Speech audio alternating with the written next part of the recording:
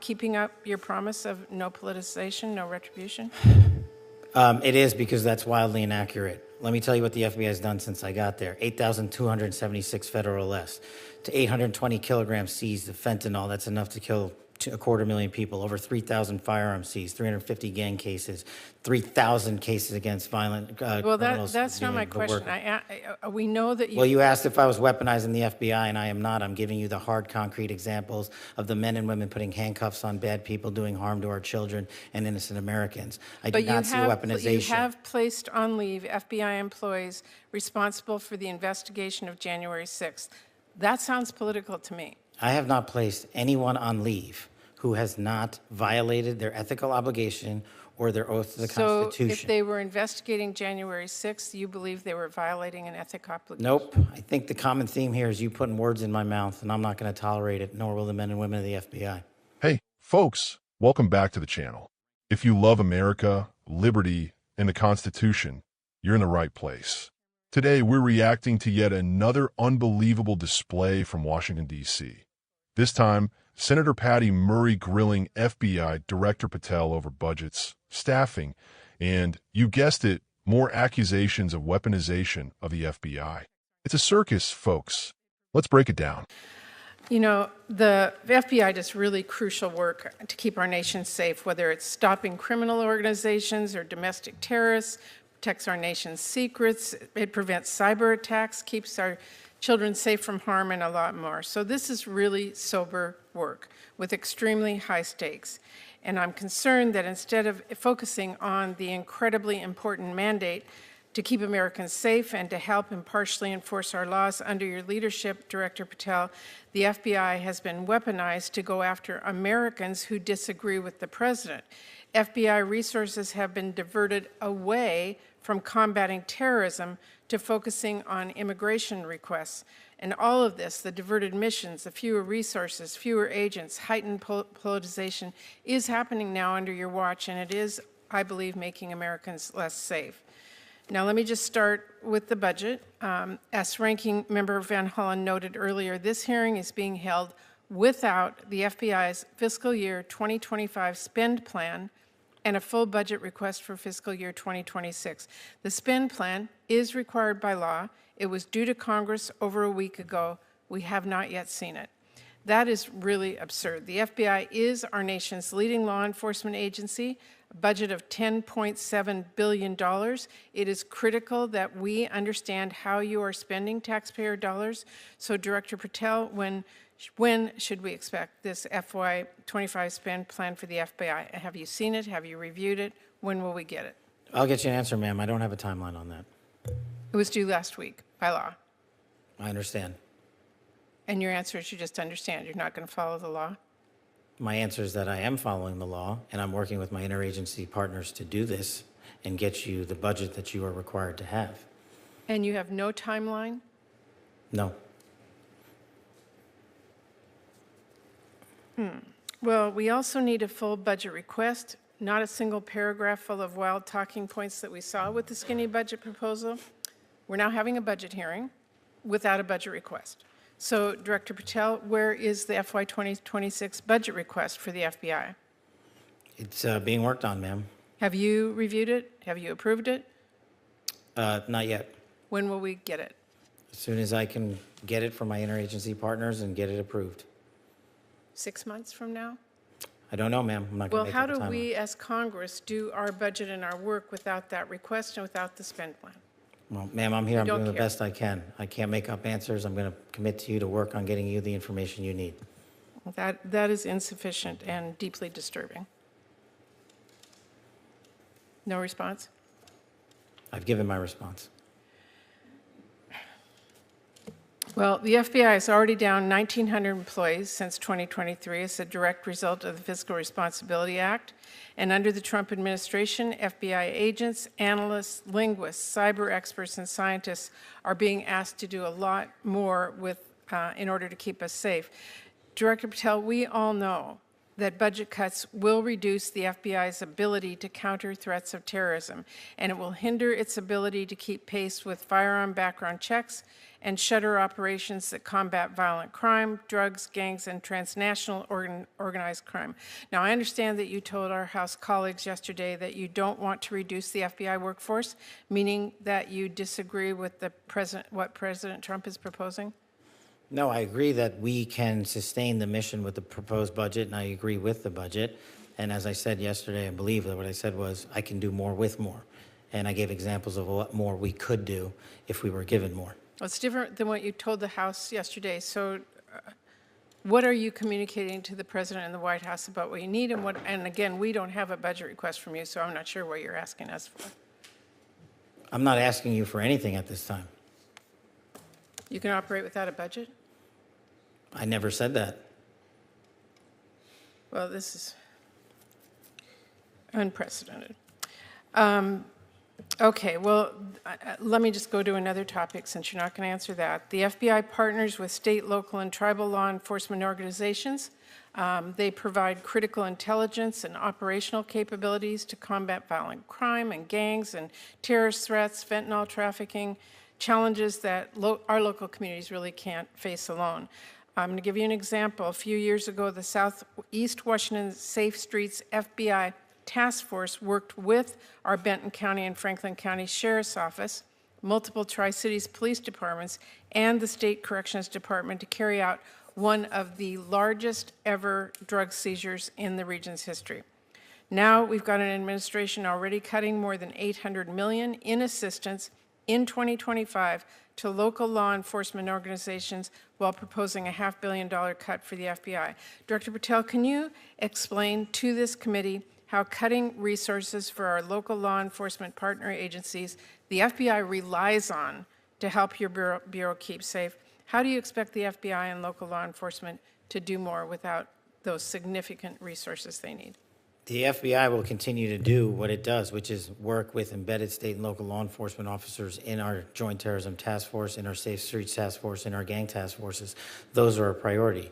Those billets have been maintained. Those billets have not been reduced. And with my reorientation, reprogramming that we've notified Congress to, you will see an augmentation in the field in every single state in this country.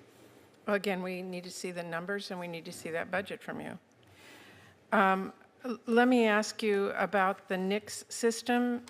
The FBI is really on the front lines of keeping guns out of the hands of very dangerous criminals. The NICS serves a really critical role in enhancing national security and public safety by conducting background checks. You know this. They are supported by the vast majority of American people, and I wanted to ask you this morning, will you commit to continuing to fund and run the FBI background check system? Yes. Thank you. I want to ask one final question here, Mr. Chairman. I want to talk again about how the FBI is focusing its resources. President Trump has turned the Department of Justice into a tool to go after his perceived enemies, and many of the actions we have now seen at the FBI are alarming. The FBI has reassigned and pushed out career FBI agents for political reasons. We have seen fear and intimidation promoted throughout the Bureau, including by polygraphing your own staff. We've seen the arrest of a sitting judge in Wisconsin. And during your confirmation hearing, you committed that there would be no politicization, no retribution at the FBI under your leadership. You've reportedly placed FBI employees responsible for investigation January 6 cases on leave. Is that keeping up your promise of no politicization, no retribution? It is, because that's wildly inaccurate. Let me tell you what the FBI has done since I got there. 8,276 federal arrests to 820 kilograms seized of fentanyl. That's enough to kill 250,000 people. Over 3,000 firearms seized, 350 gang cases, 3,000 cases against violent Well, criminals. that's not my question. We know that you... Well, you asked if I was weaponizing the FBI, and I am not. I'm giving you the hard, concrete examples of the men and women putting handcuffs on bad people, doing harm to our children and innocent Americans. I do not see weaponization. You have placed on leave FBI employees responsible for the investigation of January 6th. That sounds political to me. I have not placed anyone on leave who has not violated their ethical obligation or their oath to the So if Constitution. they were investigating January 6th, you believe they were violating an ethic obligation? Nope. I think the common theme here is you putting words in my mouth, and I'm not going to tolerate it, nor will the men and women of the FBI. Well, you did place on leave an analyst responsible for investigating Russia's meddling in the 2016 election. Is that politicization? Is that retribution? No, not if she broke the law or the ethical guidelines. I don't know which case you're talking about, but that's the standard. And we will hold ourselves inwardly accountable, and we will not be strayed from our mission because people think we are politicizing the Bureau. If you want to talk about someone who was attacked by a weaponized Bureau, you're looking at him. And now he's the director of the FBI, and he's cleaning it up. Well, I would just say to everyone who's listening that the FBI needs to be focused on its mission to keep the entire country safe. It should not be weaponized for partisan political gain. Thank you, We are. Chairman. Senator Kennedy. Did you all hear that? The left just cannot seem to move on from their tired talking points. Senator Murray starts right off complaining the FBI's budget plan is late. And yes, the law says it's due. But do you hear why it's late? Patel says he's working with interagency partners. But no, that's not good enough for the senator. She immediately jumps to accusing him of breaking the law. That's the left for you. If you don't hand them what they want, when they want, you're suddenly a criminal. No room for nuance, no understanding of bureaucracy, just more drama for MSNBC. Now, here's where it gets rich. Senator Murray is very concerned about the FBI losing 1,900 employees since 2023. But let's stop and remember why those cuts happened. The Fiscal Responsibility Act. That's Congress's doing, folks. And if you're really concerned about the FBI's resources, maybe stop tying them up with endless investigations and political theater. The left has been screaming for defunding police and federal law enforcement for years. But now suddenly it's a crisis? Give me a break. And of course, here comes the real agenda. The FBI has been weaponized to go after Americans who disagree with the president. Folks, this is textbook projection.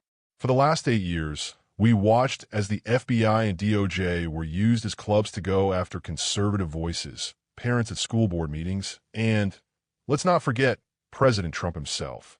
Russia hoax, anyone? Crossfire hurricane? But now, with a new administration, suddenly they're worried about weaponization. Director Patel pushes back hard, and he should. He says, I have not placed anyone on leave who has not violated their ethical obligation or their oath to the Constitution. That's exactly what we want to hear from an FBI director. You break your oath, you're out. You follow the law, you stay. It's that simple. Senator Murray is up in arms about proposed budget cuts to local law enforcement assistance and the FBI. She's demanding to know how Patel can do more with less. Well, welcome to the real world, Senator. Every American family has had to tighten their belt these last few years because of out-of-control Bidenflation and reckless spending. Maybe it's time the government learned to live within its means, too. And let's get real. The FBI has been bloated for years. If they focus on their core mission, catching terrorists, stopping violent gangs, shutting down trafficking, and stop wasting resources on political witch hunts, maybe they'll find they could do more with less. Patel says the critical task forces are being maintained. That's what matters. Patel commits to continuing the FBI's NICS background check system. Good. Law-abiding citizens have nothing to fear from background checks. But let's also make sure the system isn't abused to infringe on Second Amendment rights. That's always my concern.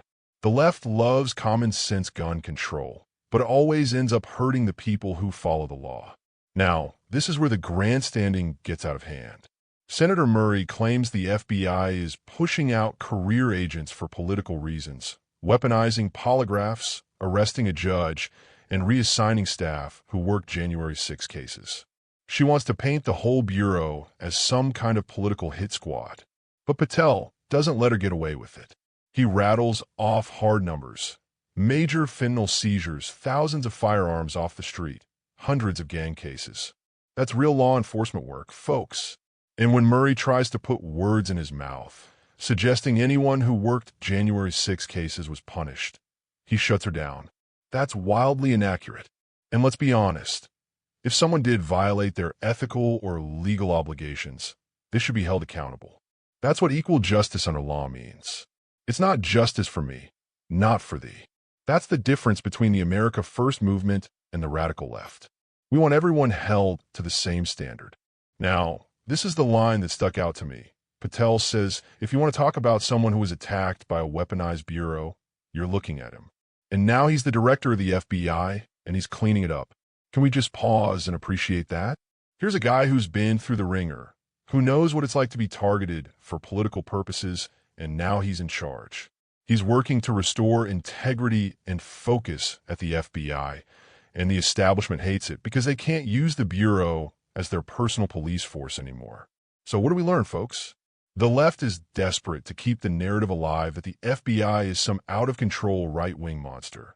But the reality is the Bureau is finally being forced to focus on its real job, protecting Americans from real threats. Not parents at school board meetings, not pro-life activists, not meme makers online, but terrorists, violent criminals, drug traffickers, and gangs. Senator Murray and her friends can complain all they want about missing budgets and weaponization, but here's the bottom line. As American patriots, we want law enforcement that works for all Americans, follows the law, and stays out of politics. That's what Director Patel is trying to do.